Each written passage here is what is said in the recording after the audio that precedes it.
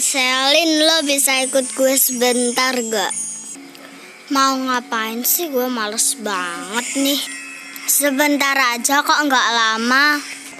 Lagi pula ya, ini itu bukan aku yang suruh, tapi ada kakak kelas tadi yang suruh, bukan aku jadinya.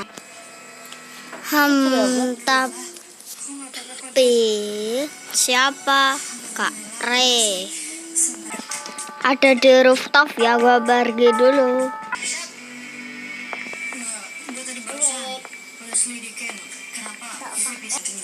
Pasti aku udah cantik buat ketemu Kak Re. Aduh, jadi salting deh dipanggil. Ya udah sih, aku mau pergi dulu. Kalau enggak nanti Kak Re marah sama gua. Aduh, takut banget.